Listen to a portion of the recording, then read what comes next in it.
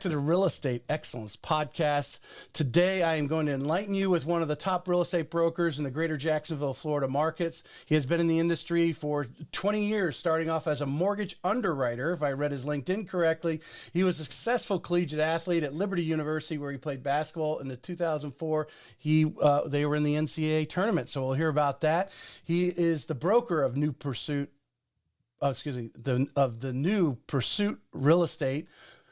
Let's welcome Jeff Reber to the show. Sorry, I botched that. That's okay, Tracy. Hey, I was really thinking the botch was in mentioning that I was in college in 2004, and that is immediately aged me 20 years. I still feel like I can run up and down a basketball court, but I just want to make sure I read that correctly and I had your LinkedIn. Oftentimes I don't quiz anybody on what was there. I just copy it over and make something. No, that was good. So we're coming out of a franchise prior to, and Pursuit Real Estate is the unaffiliated, if you will, independent real estate brokerage that we just started up in June of last year. So still relatively new. We're not even a year into the non-franchise operations, but it's been a lot of fun so far. And thank you for having me. I've seen the show before. It's great stuff. And so I'm just honored to be here. Well, definitely. We want to share your story. I mean, you've got a lot of experience, like I said, working with the two larger brokerages, now going off, here with Pursuit. And my vision always, as I state to everyone, usually I do this pre-show, but hoping to inspire an agent, whether it's a new agent coming on, some advice that you might be giving them, or some agents out there who, as I think a lot of them run their trail with current brokers. They're not adding value anymore, and they start looking, and maybe something that you're doing at Pursuit might be something they might be interested in. Talk to you. Hopefully I can be of inspiration from this perspective, which is I'm not that smart. Honestly, I don't work that incredibly hard. Like we have 5 kids, so there's a lot going on. I don't really work more than 40 hours a week, but it's what success I've had in the real estate industry is first off, God has been very gracious to us and our family. And then it's just persistence, staying with a problem longer than other people are willing to. Pays off in the long run. And I got into the business in 2007. And so I feel like anybody that's new in the business today, we're coming off a bit of a high in 22, 21, 22, and some of 23 for the real estate market. Not so dissimilar to 2005, 6, 7. And I had just gotten my license for real estate, was in the mortgage industry. You're jumping away because that was one of my questions. You dove in like in the worst time possible, maybe in the last 100 years. And so... Yeah, to those that do listen, just know that you can, in my opinion, build a lasting career in a way that's maybe better given that you started during the hard times versus starting when it's easy and getting comfortable and, just allowing the market to do the work for you versus whenever the market's not so great, you have to, as a real estate broker and agent, go out and do the work yourself. Well, I obviously I know Bobby Brennan's with you. She's got a lot of experience under her belt. But besides Bobby, as far as experience at Pursuit Realty, what's your average time in? Yeah, so from an agent wise. So we have 16 agents outside of myself. I don't know that I could come up with an average, but we have a handful of agents that have been in the business at least as long as I have. Okay, good.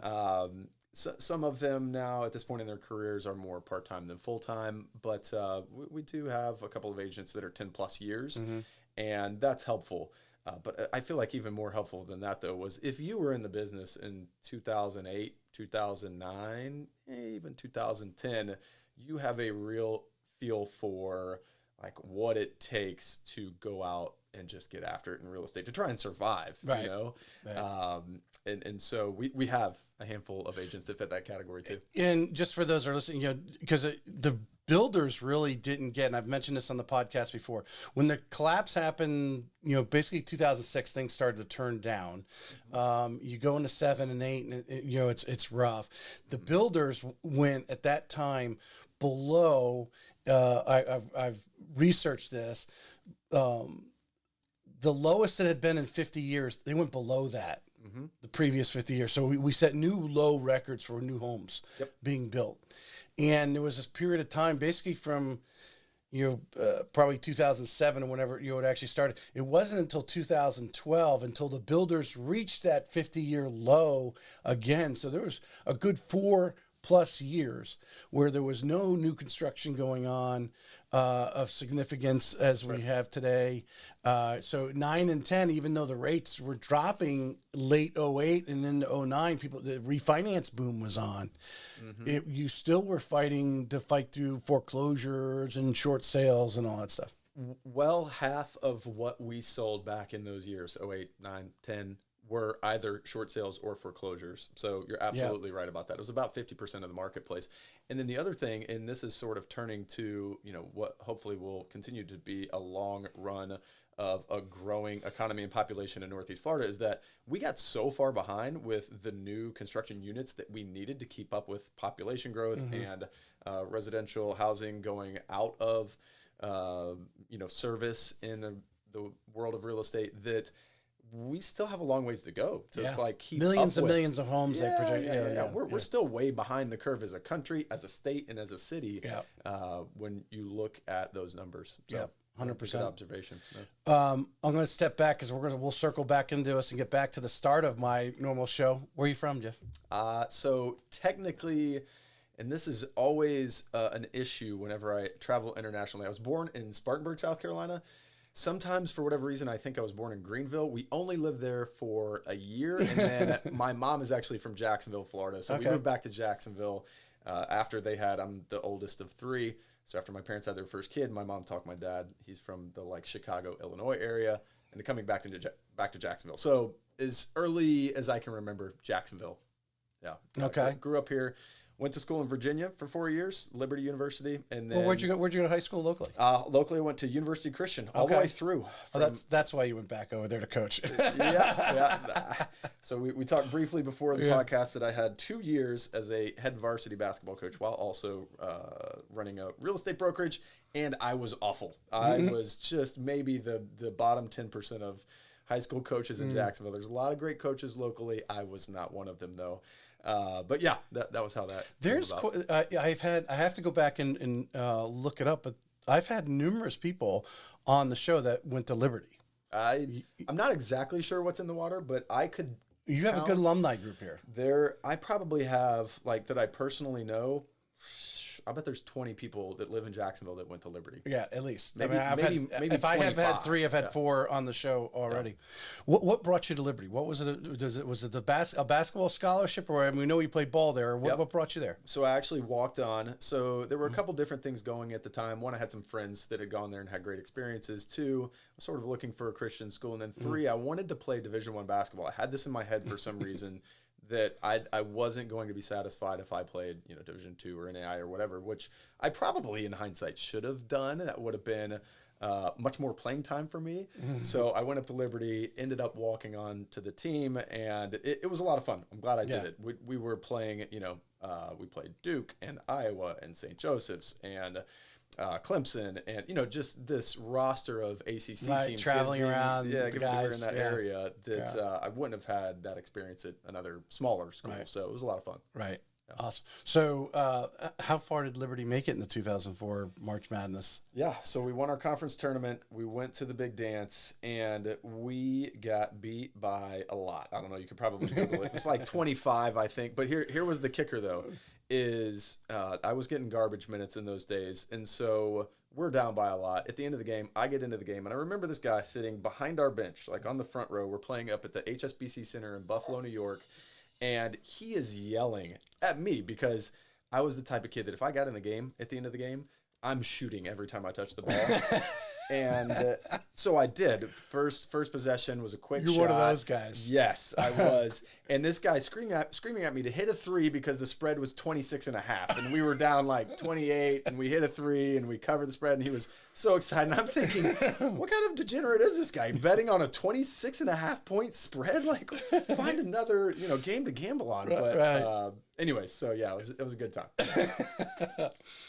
It must have been nice to win the conference. I mean, I think, I look back and the guys that I walked on at the Citadel, I didn't last that long because my grades plummeted, going to military college in South Carolina, playing football at the same time. You're going. It was too much, and then keep the grades. So I dropped football, but knowing a lot of guys here locally, one of my classmates that went on to win the Southern Conference eventually, our senior year, what playing at the collegiate level. I mean, even in high school, is obviously that's where some kids have a chance. Even less, obviously, have the ability to play at a Division I school. But what you learn in the work ethic, the determination, the pain, the suffering that you go through physically. You're pushing yourself every day because you're competing against the Dukes. Sure. And at least trying to stay in the game anyway, right? Yeah. So for me, I did love basketball, but it just in zooming out and taking it from more of a 30,000 foot view now and thinking about what I would want for my kids in athletics, you hit the nail on the head that what you get in having a schedule, in being dedicated to something, in developing a work ethic, in functioning with all of your teammates and navigating those waters. Like all of these skill sets were so helpful in life that at the time I maybe didn't really realize how helpful they were going to be, but so thankful for it now, and something that I want to pass along to, not just my kids, but anybody, family, friends, nephews, nieces, whatever, that, hey, if you can go participate in a sport and be good at it, don't think that you need to play professionally. Like, sure, everybody wants to do that. That'd be great, but the numbers just aren't with you. The odds aren't in your favor. But if you can pick up all of those little nuanced things, the intangibles to use as you grow your career, grow your family, whatever the case may be, oh man, that's worth it. I mean, I had an argument with we'll say my wife's family, because it definitely wasn't going to be my family, we're watching over Christmas, watching college football and everything. And they're like, why do these guys do it? They're not going to make the pros. And, but that's not why they're doing. They love the game. They love the game. Yeah. They love the game, and they want to compete. And then someone say, I want to compete at the highest level that I can. That's right. And on any given day. But like you said, it is a whole nother education. I mean, it's beyond. I think, with your degree at Liberty and your experience at playing on you could put them together in some of the things that you use today. Sure. What do you use actually from your degree versus what you used on working with the team, discipline, schedule, getting your butt out of bed. And even I think back to the coaches that we had at that level, because it is, a higher level of competition, and the compensation's good too for these coaches these days at the Division I basketball level.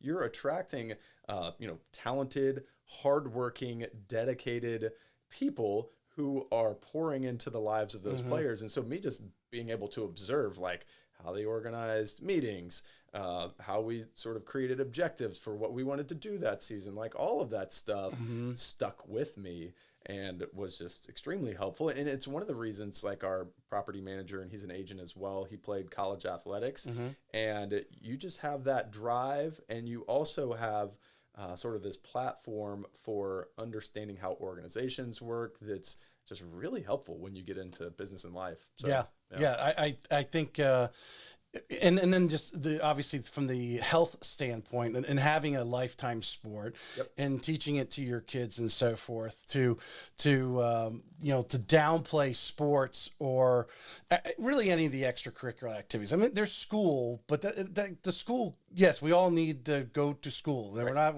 downplaying education. Yes, right. and do very well with it. But to come home and not have something to look forward to, or after school, I'm sure when you were younger, like you were looking forward to practice or the game that night, that got you focused, and that was always the carrot, right?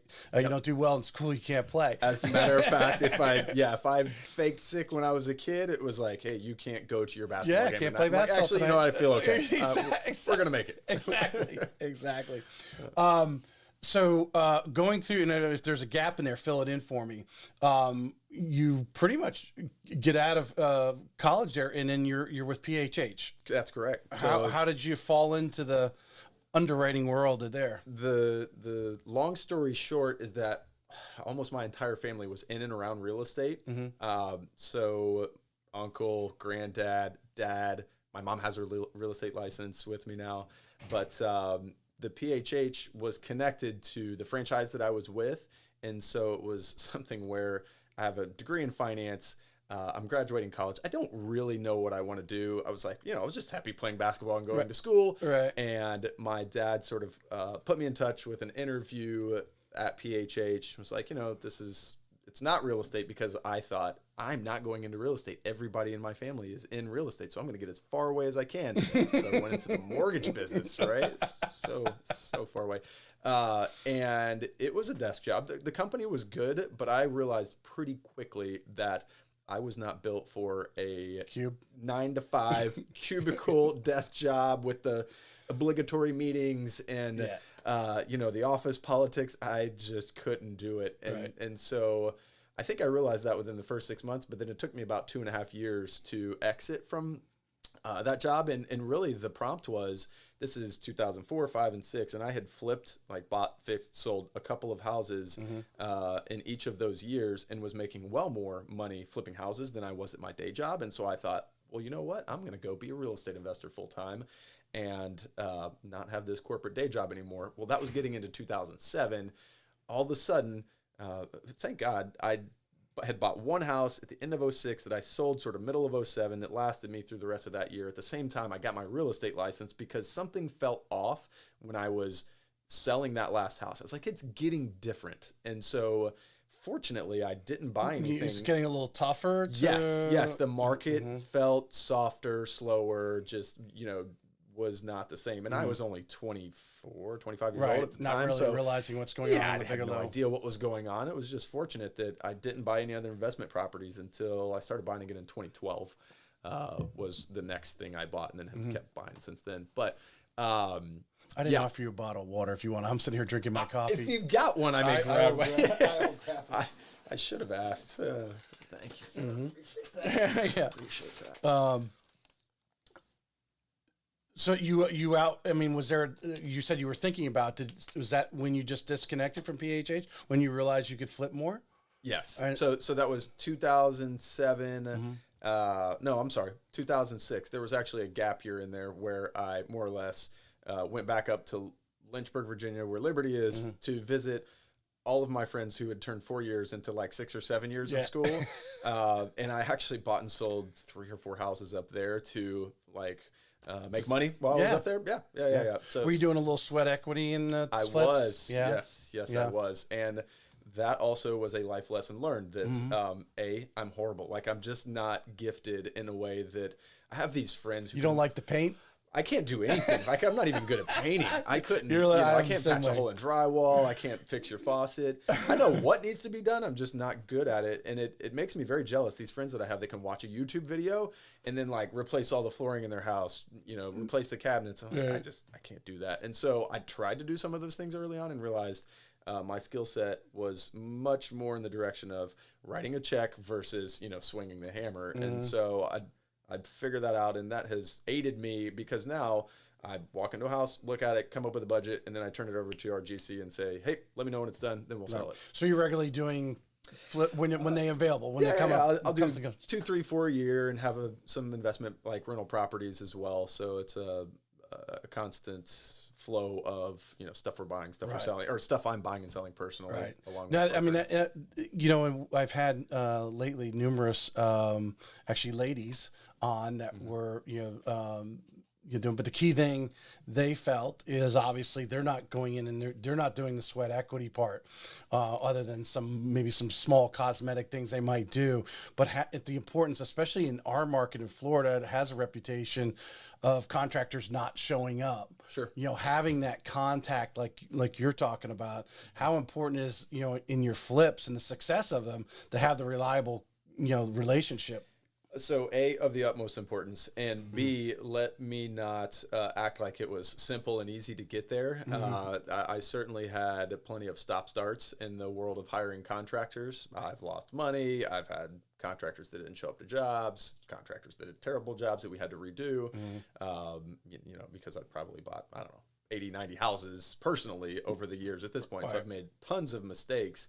But the thing I love about real estate brokerage is that real estate brokerage allows me to be sitting on top of real estate investments. And that has what has been so great personally investing over the years. Like I don't really put my money in stocks, bonds, mutual funds, anything because I don't understand it. But I do understand residential real estate in Northeast Florida. Actually, my brother jokes, it's like Jeff's idea of asset diversification is rental properties on different sides of town. Like that's as diversified as he is in Jacksonville, Florida. But so lots of mistakes made. No, it's been something my wife and I, because we have several rental properties. We are flipping a condo right now. My wife is safe with the condo and in the units that we are, because she, taking care of the outside and all that stuff. We know what's the condo. She knows what they're going to rent for, because they allow short-term rentals. But one thing that people don't realize is we have 2 of the units are owned by my IRA rollover of years. And a lot of people, you talk to a lot of financial advisors like, oh, I don't think that's because there's only a handful of companies in the country that do it, because it is so. But, Equity Trust is the one we use out of Ohio. It is smooth. They have an app and everything. You are not allowed to pay the contractor and then get reimbursed from your IRA. Correct. That IRA has to pay the contractor. But it's not that difficult to just stay within the guidelines.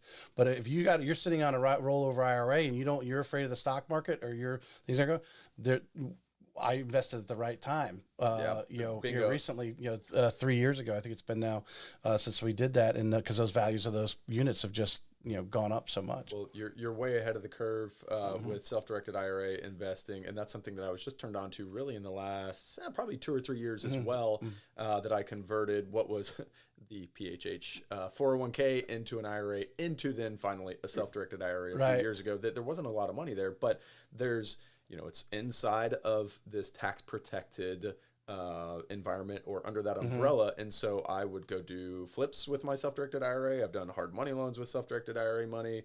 And if I could encourage anybody listening or watching to do 2 things: one, go Google and educate yourself on self-directed IRAs. And then the other one is the 1031 exchange that I've done a bunch of those over the years, where you're also sheltering your gains from the IRS.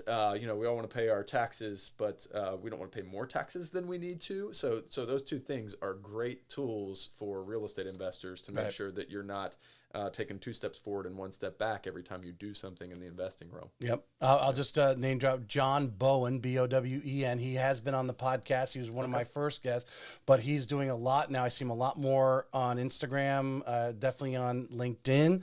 But if you do go on YouTube and put Equity Trust or John Bowen in there, there's an education library on YouTube that'll tell you all about that. And here's the thing. It can be an intimidating world to try and get into, because I hate paperwork, and it is a lot of paperwork to maintain a self-directed IRA or to get a 1031 exchange done.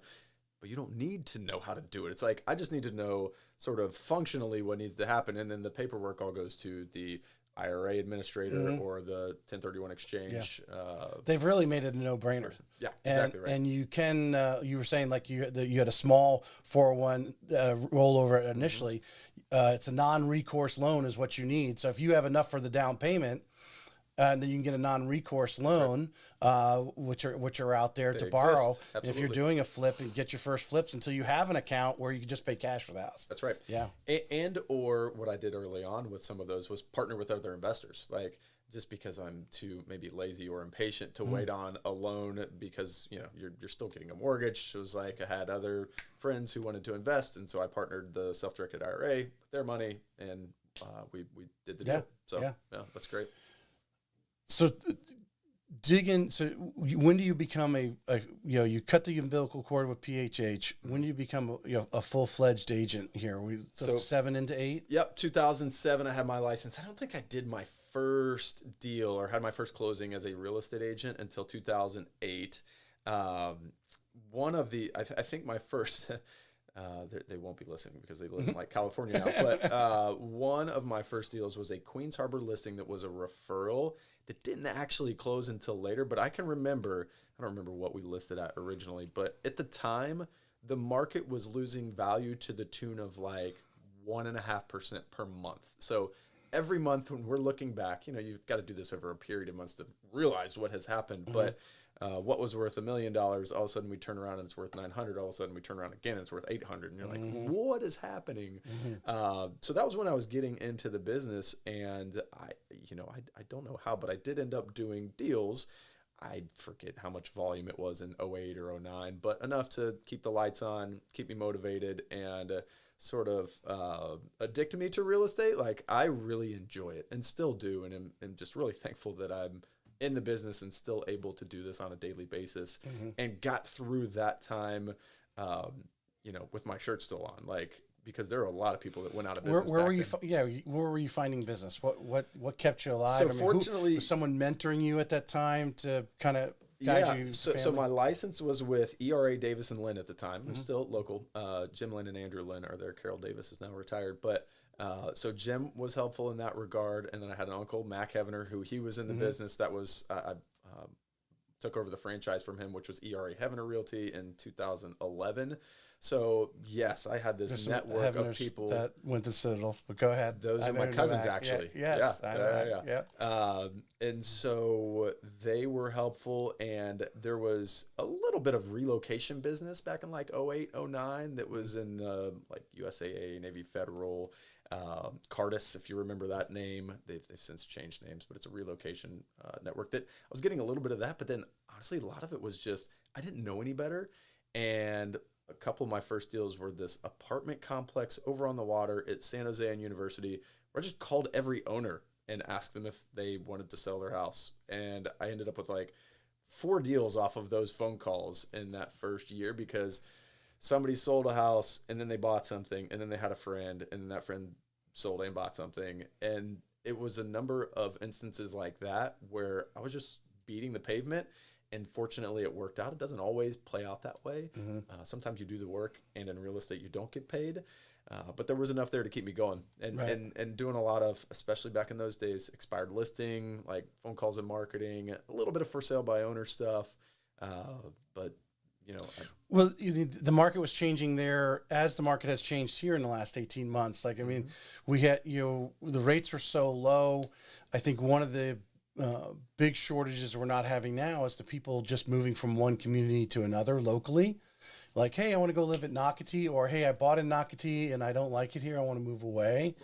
Right. You don't have that going on because they are sitting on 3% interest rates, and they don't want 6-7 interest rates. So that's kind of shut off. So today, to survive, you're having to find hopefully more people moving in, or there's a death or divorce or something like that where they're forced to sell. People need a far more legitimate reason to move now. Yeah. It wasn't as easy as trying to, like you say, sitting there and calling everyone that owned a condo, and that's good though. It's not a real scalable way to do business. Like we're doing a lot more strategic advertising and marketing these days than that. And we have like inside sales agents that make those phone calls, but you know what?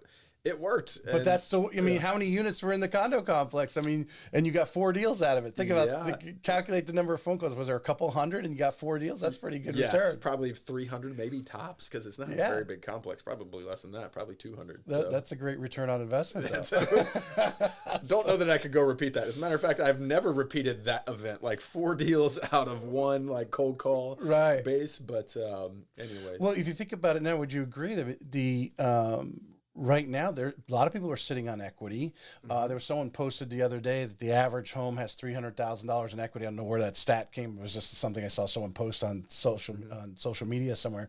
But there are a lot of people sitting on equity. And then, of course, everyone's saying, the credit card debt is up, right? So, and I don't think our economics are clear. I don't think we're getting clear numbers.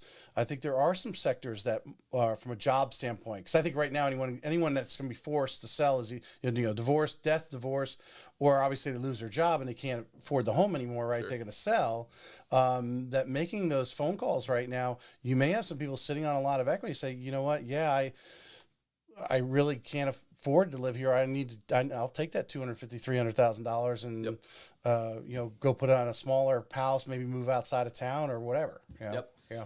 And again, for anybody that's newer in the business, take that as an encouragement that there is still business out there, and there are ways to go find it. Like if you'll sit around and strategically think about, Who do we want to help? How do we want to help them? What's the path for finding that list, if you will? Like there's so many services where you can build a list, and then what are we going to use to communicate with them? Are we going to mail them, try and hit them with social media ads? Are we going to call them, text them, email them? Like there's just so many things that will work if you do it consistently and persistently over time. Like you don't just typically show up and send out a couple emails and have a listing or a buyer from that. It takes time and patience and energy and effort to see the results. Right. Yeah.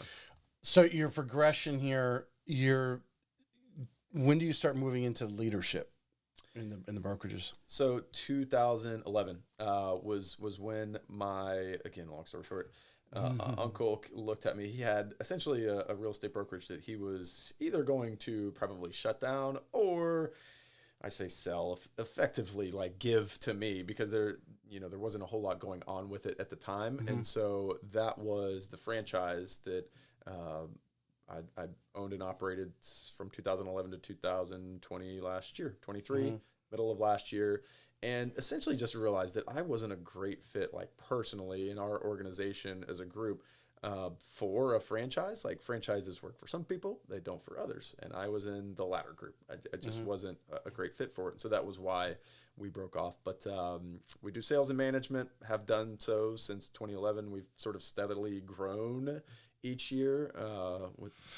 I don't think I've ever talked about that on a show from that standpoint, but I don't think I had someone as close into the ownership of the franchise. I've had brokers and so forth, but what is it you saw in the franchise that wasn't your cup of tea, basically? Sure. So you're paying a portion of every dollar that you earn to the franchise, right? And essentially we looked at what the offering was and what their services were provided for the money that we were paying them. And when it came down to it, we're like, we're not really using much, if any, of that, but we're paying them what was at the time a fair amount of money.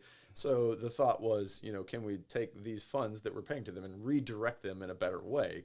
Could I be a better investor of those funds into our business than they are? And that was how the decision was made, was, here we're spending this money.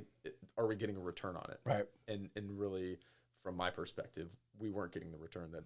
Well, so we've had in the area, I know, a couple of different new franchises. Some of them have evolved. Some of them are older, just weren't here. You have, obviously, in the last whatever years, obviously the EXP, Real, those type of platforms come up. But from your more of a traditional real estate office. My boss likes to call it traditional office. She thinks those are the ones that are going to survive through this, just because where everyone's been chasing the split, right? How much, what am I going to get out of the deal, but not realizing the value that the broker, and we'll dig into that. But in this case, you didn't see the value from the mothership coming into the franchise, because they weren't staying in front of the curve. And with technology changing as fast as it is, that's a curve you got to be running all the time. Yeah, well, and that's a lot of what whether it's EXP, Real, or traditional franchise model, a lot of what you're paying for is their tech stack, like CRM, marketing software, whatever else. That was a fair portion of what you're paying for as a broker owner. And I suppose there's some education element to that as well, but I essentially looked at all of those things, and in some cases we already had different solutions than what they were offering. And in other cases, I thought we could go find better solutions. And I'm a bit like, I don't know, my wife would probably say I'm stubborn in particular. And so in business, that was just the direction that I wanted to go. I thought, I could do a better job for our group of finding the right tech stack and educational offerings and, marketing offerings versus this group that's far away. And the education side, what is, Keller Williams always comes to mind, because I think they're probably predominantly, they hire a lot of newer agents, and they do train them up, and they pour into them from a training standpoint. But when I look across, every day, we get emails, whether it's from NEFAR or the St. Augustine Board, or some a mortgage loan officer or title companies offering trainings on contract. What other training that's not already being offered is really that large franchise giving you? You hit the nail on the head. And we don't at Pursuit now on our own have training figured out, because I, like you, look around at just a very robust bunch of educational opportunities from the Association of Realtors, from mortgage brokers, title companies. Everybody's willing to give education in these particular categories. And as a broker working with agents, I'm sort of like, hey, here's a dozen books that I've read that were instrumental in helping me sell more houses, build my business, invest in real estate, whatever the case may be. Read those, let's talk about them, and then let's see how we can apply them to your situation. Right. Sitting in like me offering some sort of classroom setting for an hour once a week, I just don't see where that would be a huge benefit. And so we don't really do it. And that was sort of the thing. A lot of it was virtual learning from franchise. Like, I don't see where anybody's really benefiting from that. Yeah. So. Well, you said you had a core group of people with you too that also have nearly 20 years each in the business as well. When it comes to replacing that, franchise provided education, just by having experienced people that they can call on, you'll pick up the phone. Hey, I had a contract issue. Have you dealt with this before? How beneficial has that been? Just, having those people in the office. No, it is. And we've got several in our group who are always willing to share, always willing to help. So very beneficial. And to your point, like, some of the things you're just not going to learn in a classroom that come up in a real estate deal that are transactionally oriented. You just got to go out and beat the streets and, trip and fall a couple times before you figure out, oh, okay, this is how this works with a real estate deal. So, well, I think it was, it must have been Matthew Rathman, who was at RE Bar Camp. Okay. He speaks nationally. He's out of Fredericksburg, Virginia. So he's up there. But I remember, because I was listening to the podcast, because I went out on the Apple, I was listening to the car yesterday. One of the important things he said, though, is to schedule into your day some form of education. Now, that could be, how can AI help me out with my business, and put 20, 30 minutes a day in this schedule. Talking about education, how important, especially for some of these newer agents, someone getting started, that they are blocking time to take a class at NEFAR, or go over to one of these, lender provided education and have a free lunch type of thing, to be involved and be finding those things and putting them in their schedule. Yeah. So A, you've got to be intentional about it. And then B, I just think that in 2024, there's so much opportunity with Audible, with podcasts. Like, you can go find a podcast on almost any sort of real estate problem or challenge that you're having, that would oftentimes be really high level individuals who are talking about it, have been through it, trying to help you out. And so pairing those two things together, like, you can have a stellar real estate education these days without, having to travel or be obligated to any sort of classroom environment. I think that's very important. It's important. I think engagement is one of the things too. And I think you would agree. They've got to be involved in the business. Whether it's education. How important is it? There's a lot of people don't like to go to the socials and so forth. But occasionally you do have to show, because how important, especially in 21, we talk about this all the time, when you're getting 20, 30 offers on the house, to look down and see what real estate agents are on the other end. I know that person. I know they're going to get this deal done and not, walk just because the buyer, didn't over feel warm and $500 fuzzy about it or whatever. Yeah. No, that is very important. And I'm not the personality type that loves going to meetups and that sort of thing. I do like meeting people. I don't know. It's just weird personality, I guess. But it is helpful. And if you're going to build a career, you need to know the people that you're working with and around. And that's an important part of the business, I think. Right.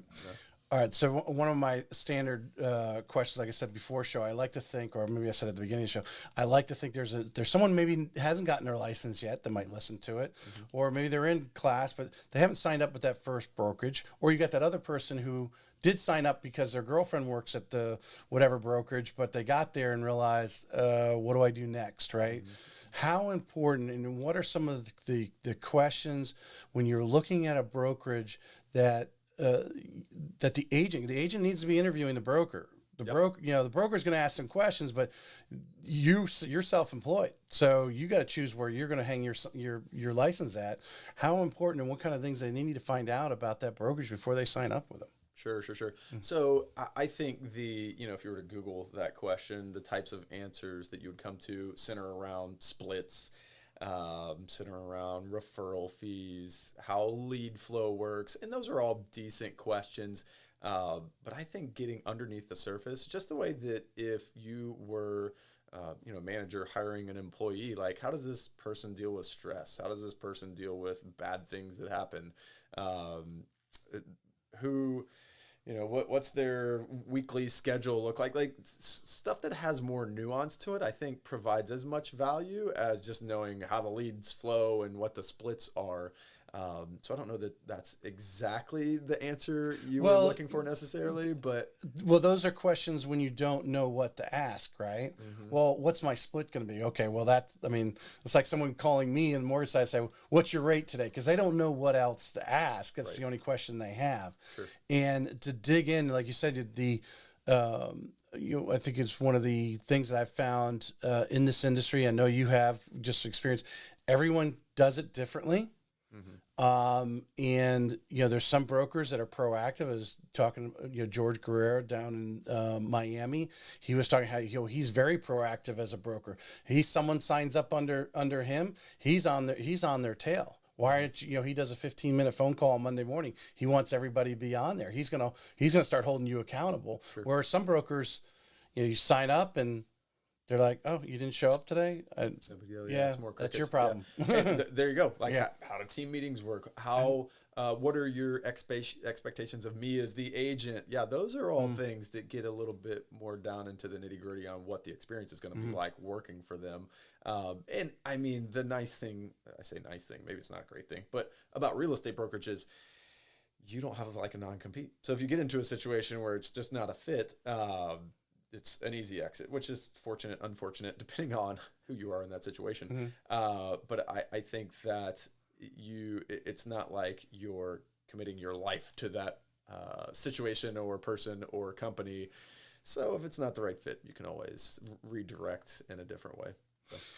How important is it for that agent? You've probably experienced, you probably have found yourself several times in the years, but finding, as the market changes, what is your favorite way of marketing, right? What is it that you do that you like to do that you're not, if you don't like cold calling, you're like, I don't even want to get out of bed in the morning because I don't want to go make those calls, right?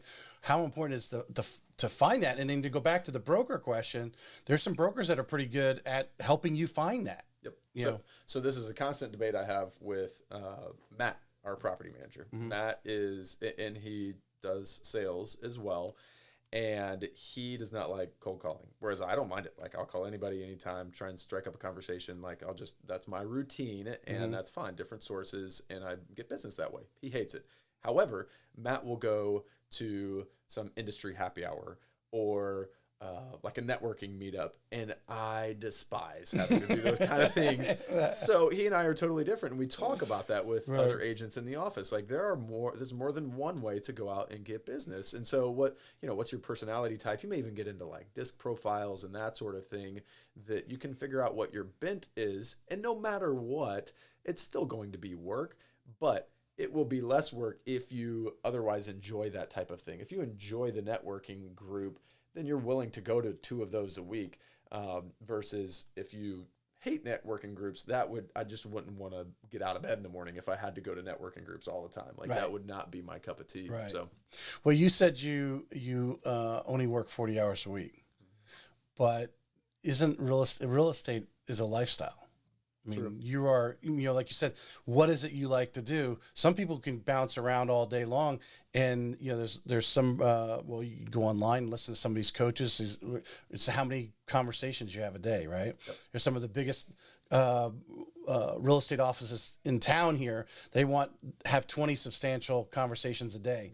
Talk to somebody about real estate, have a literally, whatever, how many minutes that is, or type of thing, have a conversation with them, and obviously start building relationships. Sure. So are you really only working 40 hours a week, or have you just made it your... So good question. And I don't know if it was conscious or unconscious, but when I got into the business, I did not want to have to worry about either trying to convince and compel my friend group to work with me, or talking to a person in the grocery store about real estate, or at dinner about real estate, or at my son's baseball practice or daughter's dance recital thing.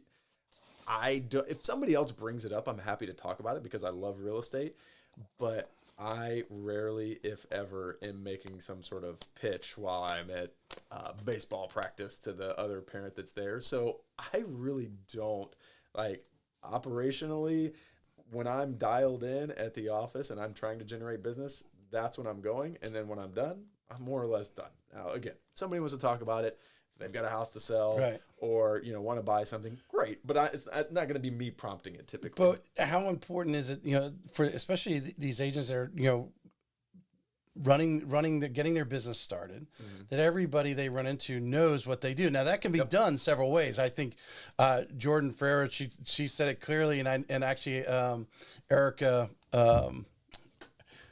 your last name's slipping my mind. I see your face, but they're talking when they go to the ballpark, they're wearing some sort of T-shirt that says something about real estate. So everybody, even though they're not having that conversation, they all know.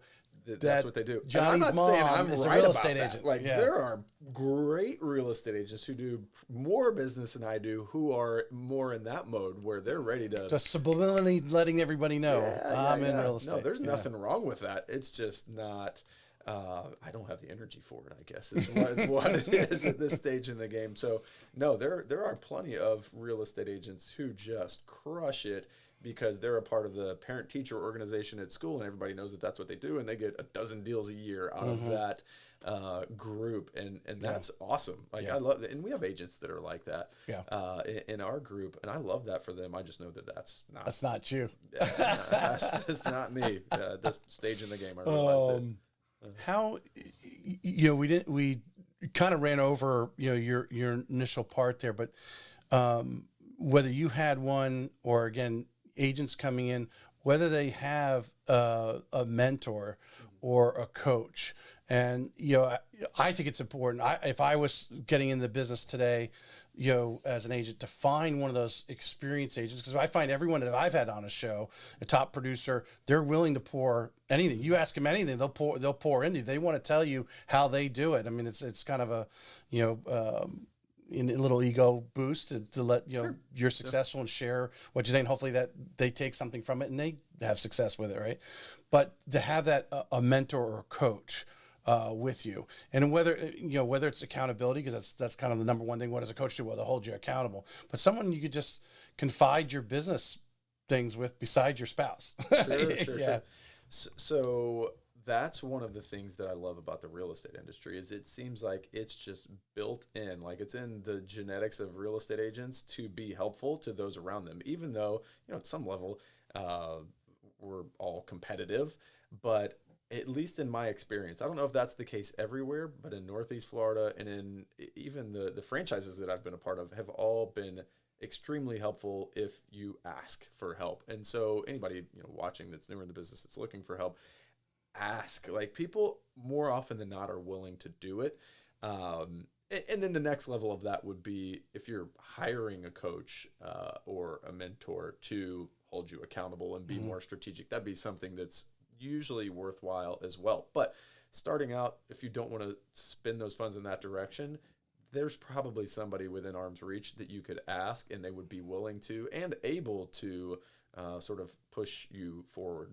So, well, going back to the broker thing, because I asked this question commonly to get everyone's opinion on it, and the consensus is, but I don't, talking to a lot of the agents and how they got started, very few of them reached out as that person in licensing, or even just thinking about getting into the business, thinking of it being a business and going out and reaching out to some of those top real estate agents saying, hey, can I have a cup of coffee with you? What's this business like? Although, I encourage, and I mention it all the time, because if you're out there thinking about, or you're out there, and I think you would agree, if you're stuck right now, you don't feel you're moving forward, and you're like, man, am I in the right business? I really like real estate, but I'm just not moving forward. To give you a call, or to give you one of your top agents at Pursuit a call and go have coffee with them and talk about what you guys are doing. Yep. And I think you've got to strike a balance too as the agent, where sometimes I'll observe that real estate agents just, cup of coffee, you want to sit around and chat, shoot the breeze, and have a good time, and that's fine, but it's not helping you earn more money in the real estate business. So I think you also have to be dialed in on, okay, let me let this person in and give them real, authentic, like, challenges that I'm having or problems that I'm facing, so that they can give me a response that's helpful. And then hopefully, I am, willing and have enough humility to put those items into place and really change my business. Because that's the other thing is, just because you're getting the feedback and the mentorship doesn't mean that you're implementing what's being said. So I think that's the thing too. And I've observed that in myself over the years. Like, am I really listening to people that are trying to help me, or am I just sort of giving it lip service, and I'm, not going out and doing what I should be doing? Right. So, right. So you used the word challenge there a second ago. What are some of the challenges that you're seeing some of the agents having? I guess really they just go back 12, 18 months. What are the challenges of them? Because we know there's a lot of them are falling out. Even some that were experienced, or maybe did well in 21, actually were able to get their offers accepted and so forth. And now all of a sudden, what challenges are they having? And I'm assuming statistically you probably have a few in your office. What are some of the things you're trying to do to keep them moving? So the numbers are simple, from top to bottom. Top's like summer of 2021. Bottom was probably the end of last year, give or take. For total transactions, we're off like 30 to 35% in the Northeast Florida, whether you're looking at like just single family homes or the whole kit and caboodle. Somewhere in that 30 to 35% range, we're down in terms of total transactions. And the real estate agent count hasn't really changed all that much, still right around 12,000 agents in the business. So there's much less to go around, with the same number of people still out there doing deals. And so that's the challenge. There's just not as much to do. And so the conversation that I have on a weekly basis almost now is like, why do I have this listing that's not selling? And the answer is the market's not the same as it was a year ago or 2 years ago. And so the coaching or response that I give is multifaceted. Like there's not one silver bullet that I can give you that's going to make your listing sell. Like, A, you need to be coaching your seller that the market's different now. And B, they may be overpriced. C, let's step up our game with photography, videography. Like, we're making phone calls to neighbors. We're calling agents that have sold in the community. Like, there's things that you can do. And I'm much more about inputs over outputs. So let's focus on the things that we can do, all of what I just mentioned. And at the end of the day, the house is going to sell or not. Like, if you did everything right and the house didn't sell due to market conditions, it's not really your fault as the agent. Like, if you're educating the seller, we're doing our part on marketing and advertising. Like, we can't change the market at large. Right. Control the controllables. That's exactly right. Yeah. So that's usually what I'm coaching on. And at the end of the day, if there's fewer houses selling, you're gonna have to work a little bit harder, like to get that sort of appetite for work going in the morning. You may want to take a cold shower, like get the hard thing knocked out first, and then the rest of the day is just gonna come easy. That's exactly right. Well, I mean, if you look to twist in the list, to change over into listings, what you're talking about, a couple questions there. With that challenge that you're talking about, what are you finding is, if you were to narrow it down to one or two things, that's probably the reason? What are your guesstimates? What are those two reasons being? So, I mean, one of the primary reasons is almost always a disconnect between the seller's expectation of what they're going to get and then the market reality of what they're going to get. And so you're probably overpriced. The historical real estate wisdoms that if you're not within about 5% of what somebody's willing to pay, you're not going to see showings that are legitimate or consistent, and you're not going to get offers. And so if you're 10 to 15% overpriced, you're sitting there. Right. And then the other thing is that we just, have gotten a little bit accustomed as listing agents in the last couple of years to just sitting on our hands and letting it come to us. And so I was having this conversation on the way here, like, how could you be proactive? Let's call other agents that have listings in the neighborhood to see what their activity looks like. Let's go get a list of all of the neighbors in the community to reach out and say, hey, do you have any friends or family that are moving into the neighborhood? Let's call agents that have sold in the neighborhood in the last year to see if they have anyone that's moving. So there's always something that you can do. And so I don't know that that's a reason or cause for it not selling, but you can be active as the listing agent. And I'd say the reason or cause is probably Are you doing a little more, some staging, being a little more due diligence on prepping that home before you actually put the sign in yard? So yeah, no, if we're going like before we hit the market, absolutely. And like we've leveled up just, personally and us as a group or company, our game for staging, photography, videography. We're including floor plans and walkthroughs and imploring like professional writers on descriptions now. And this depends on the price point. Like you can't just grab any $200,000 listing and go, hey, I'm going to dump $2,000 into the marketing of this thing. Like that's not real intelligent at that point. But our price listing, absolutely willing to spend the money, and we have sort of a threshold or floor for like we're absolutely going to have professional photography on everything. We're absolutely going to have an ad budget for spending on social to push the property out whenever it gets listed. Talk a little bit about what in your some occasionally you do have a meeting, but obviously going in and doing that listing presentation is a little different than it was just 24 months ago, 18 months ago. What are some of the things that you're suggesting, conversations to set the right expectations? From the lending side, we like to talk to people talk to the agents, say, hey, you probably, because you're competing with new construction and all those benefits, hey, you probably want to go to the seller initially and say, hey, you may want to think about offering the incentive up front because they're seeing incentives from the new construction, right? Yep. Talk about how you guys are, talking about, and strategizing when you're going in those listings. Yep. So I think in order to prep the seller and put them in the mindset for what the market's like we have a great MLS in that it's connected with, I think it's Domus Analytics is the name of the company that provides all of the market data. And so I can walk in and say, look, you can see this chart where new listings coming on the market is growing rapidly and new pending sales is actually declining. So what do you think that means for the activity today as we list the house on your market? Is it going to be the same today that it was a year ago or 2 years ago? Or do you think it's going to be a little bit different? And then from there is the launching point for let's take a little bit of time to have a pre-listing inspection done, fix any repairs, get the staging squared away, get a professional cleaning done. Then we can get our photographer and videographer in so that when we hit the market, if anybody sells in your neighborhood area and price point, it's going to be you. Like we can't make your house sell ultimately, but we can line all of the dominoes up so that they fall down in our favor. Yeah. Yeah. The, with the NAR lawsuit, I've talked, again, we were talking about Patty Ketchum earlier, and I don't know how well you've been, if you've been staying abreast of that. I'm sure being a broker, you try to at least hear something occasionally on what's going on with that. Patty and I, when I had Patty on, we came to the conclusion, at least she came to the conclusion, I agree with it, that even now in the buyer's consultation, we need to be a little more, we actually explain what we do, right? Sure. What is it the real estate agent does, because there's so much, as I use the analogy of the iceberg, there's so much below the surface nobody sees on a daily basis.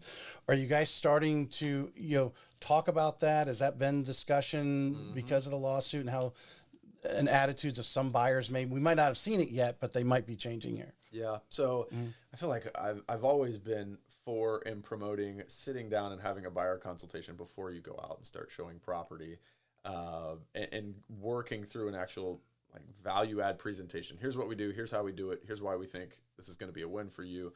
And aiming at having a buyer brokerage agreement signed at the end of that appointment or meeting. But now more than ever, yes, we're talking about that much more consistently. I think old habits die hard, so we're still not, as a group, super consistent about having buyer brokerage agreements signed, but we're improving and getting better at it. And I think the lawsuit, however it plays out for us here in Florida, it's not a bad thing to like do a diagnosis of our business and go like, what value are we adding to the customer, and are we communicating that well up front so that a stitch in time saves nine. Like if we do all of our work and value add up front, then when we hit some sort of bump in the road down the line, it's not going to be a big deal. They trust us. They know that we're working for them. They know what problems we're solving. They're going to be on board. So let's drill into Pursuit Realties. Tell everyone what's going on there. I put in here culture, ideology, mindset. Are you looking for new agents, or you are very picky on who you bring in the door? Yeah, good question. And so the latter, I would say we are absolutely looking for new agents, but we want to be strategic. And I don't know that we have the perfect formula yet for what that agent looks like, but we're building that out. And it's one of those things too that you sort of know it when you see it. We've had a couple great hires recently, and including an administrative hire. And I told her, she came on in September. She's sort of our office manager.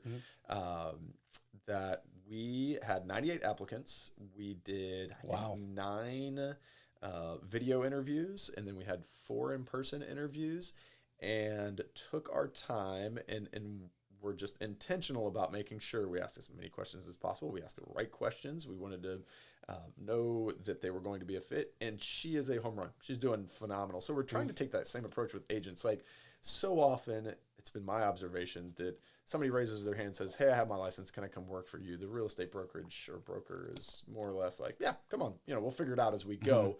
And I'm sort of wanting to pump the brakes on that a little bit and go, wait, what are you trying to accomplish? How do you want to do business? What are the things that you like and don't like about, if you've been in the business before, how real estate brokerages operate. So it's sort of a long-winded answer, but well, you hit it earlier. Are they willing to take the coaching, right? If they're coming to you, are they an agent that's just been producing and just, hey, loves your location, it's close to their house, and they're just going to sign up on you? They're off producing and they never call you? No problem. You no issues, and you see them once in a while at a meeting or a luncheon you may provide, right? You hope for a lot of those agents, right? Sure. But there's obviously the core of the agents are the ones that do need help, and then if you're going to pour into them and say, okay, well, all right, let's sit down. This is a map out. This is what we agree. We're going to do steps 1, 2, and 3 to get you going, and they're not showing up. Right. They're not doing step number 2. And I'd rather figure that out before we start down the path of, right. They're in the office and now we have to have this awkward conversation about you not showing up, you not doing the work, you not having the drive. And it's one thing if they, maybe they've got a personal issue, it's preventing them. Okay, that aside. But if they're just not wanting to put in the effort, it's like, how can we sort of sniff that out beforehand so that we're not having to. Well, you have your resources and you got to strategically utilize them. And, when you're at a big, Keller Williams or something like that, where they're got hundreds of agents in the office, they're all, they're like, okay, whoever does deals, they can, Watson, they're used to, having those, dead weight, right? They say 49% of the agents did less than one deal, right? Something like that was the number. They have those 49%. Right. You don't have the time. You have the time to pour into those guys who are willing to, work with you and take your knowledge and put it to play, because that makes you, sees they're doing so. You don't have the people that are not going to show up on that, or get on that phone call or get on that Zoom call. You don't have time for that. Yeah. That's 100% correct. Yeah. And at this point in my career, it's like, been at this for a while. I just, don't have the energy and don't think that it's really valuable for anybody just to throw it against the wall and see what sticks. Like that. We're trying to be more strategic than that these days. So. What is, if you were telling, you were telling an agent about Pursuit, which basically that's what I'm asking you, tell us about Pursuit. What is the, if I signed up in there, what am I going to see? What am I going to feel? What's the mindset? What's the ideology that you've created in the office? Yeah. Or not necessarily you, but obviously a lot of your core people that are with you have created, been part of this culture. So one thing that I think is different about us, or I hope that is different about us, is that there is a certain level of humility that exists in our group and with our organization that's just not the average of a real estate brokerage.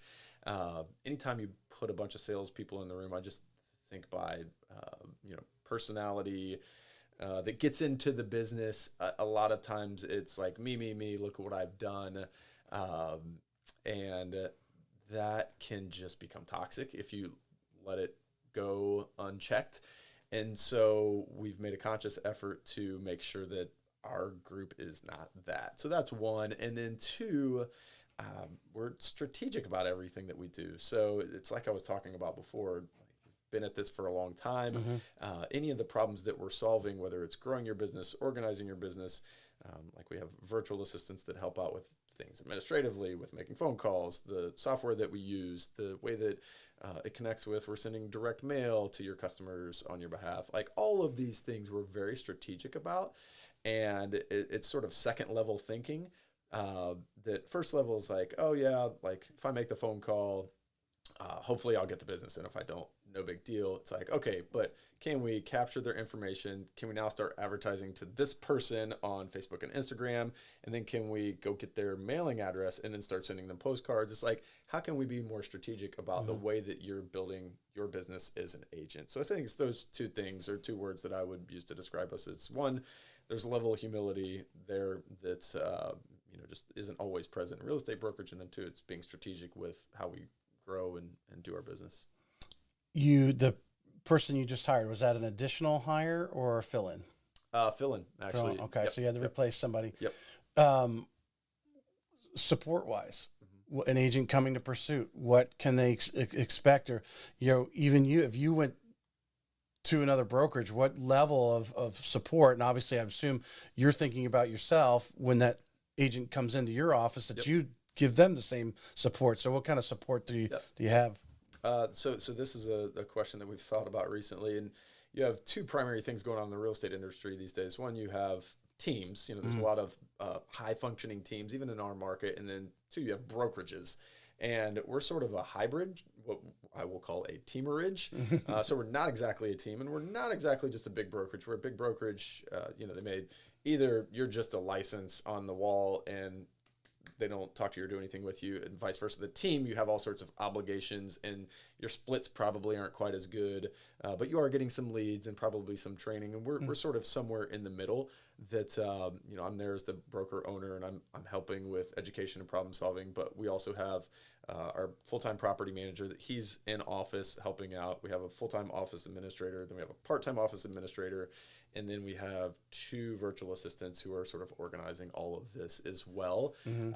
So it's somewhere in the middle of team and brokerage, but the splits for the agent reflect that. It's like, it's not one of these 100% models where you just show up and you get all the commission, but it's also not the team model where you're doing a lot of the work, but still only getting a split that's not anywhere near all of the commission. So it's like right in the middle. And it so far has been a strategic fit for the agents that we're bringing on under that model. Cause I sort of changed it up when we went off on our own. Right. Yeah. Well, I mean, you're growing and you're evolving. And I think one of the challenges, I know talking to a lot of agents, I keep telling my wife, she's kind of at this level too, where she's there's only so much one agent can do. You hit a lid. Yep. And now you either need to hire an assistant or be part of an organization like this where there's transaction coordinators are paid by the deal, whatever, virtual assistants, that sort of thing going on to help you. How, over your years, just to step back, outside of Pursuit, but all of your years of experience, did you reach that level? Or I know you've seen other agents do, and what would you recommend? How would you coach them how to get through that lid? Yeah. I mean, my personal direction with hitting the lid and then figuring out what the next step was I sort of went horizontally. So, since I'm the broker owner, we have property management. I'm doing buy, fix, and sell stuff, buy, fix, and hold stuff. I'm listing and selling. We have agents. And so I sort of went that direction. I didn't ever worry about doing more deals in a year because I wanted to be able to help the agents in our office. And so I tried to multiply my efforts out across our real estate from your brokerage. experience, you had that experience and you enjoyed doing it and you have a and knack so for it. That said, my time and the reason that I can work 35 or 40 hours a week and still end up getting a lot done is because we have great help. And so for the person who realizes like, I can't do all this and maintain my sanity, I think, especially in 2024, the real easy place to start is to write down everything that you're doing in a day. Like literally just document what it is that you do and go hire an assistant. Whether it's virtual, I'd suggest a virtual assistant because that world exists and you can go online and find it easily and offload a lot of these tasks. Like if you don't want to input listings into MLS, if you don't want to capture buyer data on a questionnaire whenever you're working with somebody new, if you don't want to, I don't know, this would be in person, but drop signs off. There are 1,000 things that you do in a day that you could hand to somebody else and they could do just as good a job. That would be my suggestion. And that changed the game for me. Well, expand a little bit on the virtual assistant. I mean, what are you finding? There's got to be, obviously there's companies out there that are specializing it because I know real estate agents are running into this issue. So they're training these people. What are some of the things that agents are having them do that are taking off their plate? Oh gosh. So one thing that our virtual assistant does for everyone is there are countless number of websites now that send referrals to real estate agents. Upnest, HomeLight, Fast Expert, Effective Agent, whatever. The list goes on. Yeah. Even think to like Zillow, Realtor.com, Homes.com, right? And most, if not all, of these portals or companies want you to, every time they send you a referral, go update their website, which seems like no big deal. You know, we get a referral. Update that you got the referral, received it? I talked to Tracy. Tracy said he's thinking about a home purchase. I'm going to follow up with him in 2 weeks. They want to know that if they handed you this business that you're keeping up with it, which doesn't sound like a big deal until there's like 17 different referral sites, because that's what I went and did. I went and signed up on every single one of these things. And then all of a sudden you realize I am spending 4 hours a day just keeping tabs on conversations. So now we have the hub. We use Follow Up Boss for our contact management. Right. And our virtual assistant knows to 3 times a week, she goes in and goes into every single website, takes the name, puts it into Follow Up Boss, takes the notes out of Follow Up Boss, cuts it and pastes it into the referral website to keep them happy, to keep referrals coming. Right. And so that would be one simple example. And there are countless examples of that where it's saving us hours and hours and hours a week, where we're not doing things that are. I would think I'm gonna go back to my wife because I know her best. The virtual assistant. Well, they don't know me. I don't know them. This is how I, do things. But like you're saying, when you're sitting there for whatever, a week, 2 weeks, a month, whatever, writing down what you did every hour of the daylight of what you've been doing, and add all up. A lot of that, and I don't know. I'm just assuming a lot of that. Anyone can do, whether they know you or not. Bingo. And I do a Zoom call. It's a Google Meet every week on Mondays with our one makes phone calls and one's more administrative, our 2 virtual assistants. And we just do like a 15-minute catch up. Hey, that was great last week. Let's do this week. And we check in. So I do know them. One of them has been with me for probably 7 years now. Oh, wow. Yeah. And then 2. So they do know you now. Yeah. I mean, we're Facebook friends way back.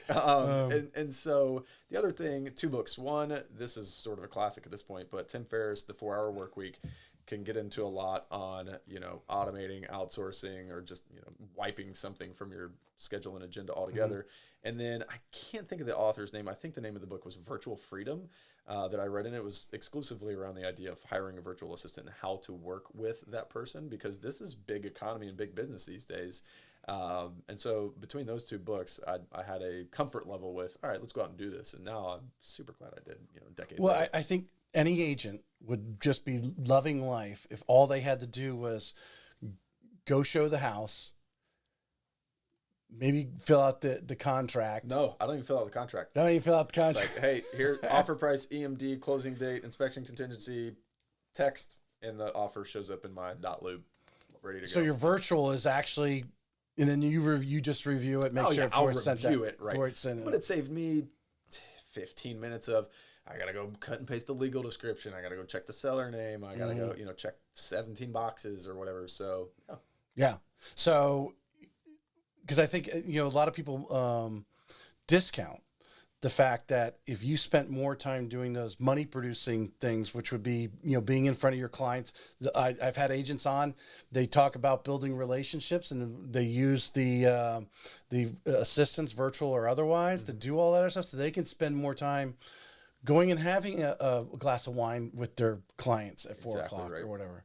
And it's those relationships that have spun more business. Yeah. And that's just, having good, and I find that, so with our recent hire, actually, she's the one who's typically, Tana, writing offers, not my virtual assistant, is the truth of the matter. And she's in office, but you could have a virtual assistant do it the same way. But it gives me a confidence and comfort level that I can go out and do those things and the ship is still on course. Like, the wheels are not falling off just because I'm not paying attention to every little detail. And I think agents, we can get into that, especially high performing agents. Like, if I don't do it, it's not going to be done right. But you can't grow and you can't really get a whole lot done if you only ever do things yourself. Yeah, no, it's in the loan world too. I mean, they want to go in and it's like, okay, the application's filled out. You've got the documents. You send it on to the processor. That processor is actually smarter than us. So, they're double checking our work. Did we dot the I, cross the T? Are we in compliance? That's what they enjoy doing. And like you said, you mentioned earlier, the disc assessment. There are people who like to sit in cubes and just have their headset on and just be focused on closing that. They'll make a phone call here or there, whatever they need to do, and fill it in and pass it on to the next person. Or there's people that love doing that. Literally, our new hire, Tana, her disc assessment looks like the exact opposite of mine. Like, when you look at the little charts, it's literally opposite, and she enjoys all of the things that I don't like doing, and vice versa. She doesn't want to do or like doing the things that I do. Well, if that time over the course of the year that she saves you gives you enough time to go find another flip.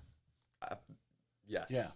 Yes. Yeah. And that is, the flip dollar per hour return far exceeds anything else that I do in the real estate world, because if I'm buying it, those are good deals. So, is there anything we haven't talked about that you like that you want to let us know? I don't know everything about you, so if there's something you want everyone to know, go for it. We ran the gamut. I don't know. We're still taking applications. I do play basketball twice a week in a morning group that if you're a hooper, now these days it's the same group that I've been playing with for the last, I don't know, 14 years maybe.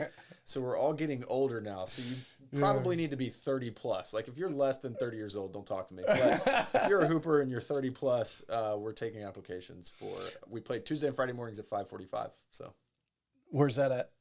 We actually play bowls. Oh, okay. It's not an open gym though. It's like sort of like Fight Club. Have you ever seen the movie Fight Club? I shouldn't even be talking about it right now. The rule of Fight Club is make a donation to get in the door. You can't talk about Fight Club. But anyways, well, that's actually because we were talking pre-show about our kids and so forth. That's something I want to do is talk about the different basketball programs that are around, the different clubs that are around, and then there's opportunities for the some of these kids, because there's a number of private schools that are there and so forth, and talk about school. Maybe we could get Christian Leitner come in. He'll be our drop on the social media. Everyone will want to hear what Christian has to say. Maybe, I don't know. There you go. I appreciate you coming on. Hey, thank you for having me. This has been great. Hopefully everyone got a little more about what you're all about, what Pursuit's all about. If you're interested, Jeff's reachable. He's on social media. Reach out, and even if it's just to have a cup of coffee. I've had agents say they go and talk to other brokerages just to learn what other people are doing. Yep. Maybe you're not interested, or maybe there's something that was said today. Say, hey, let me talk to Jeff and learn a little bit more about what he's doing and the ideology, because I think as you grow in the real estate business, you want to find, in life, you want to find, you're more comfortable around a lot of like-minded people, that maybe what you expressed today, it clicked with somebody, and give Jeff a call and have a cup of coffee with him. Yeah. And you're more than welcome to reach out. Tracy, thank you for having me. This has been great. Appreciate it.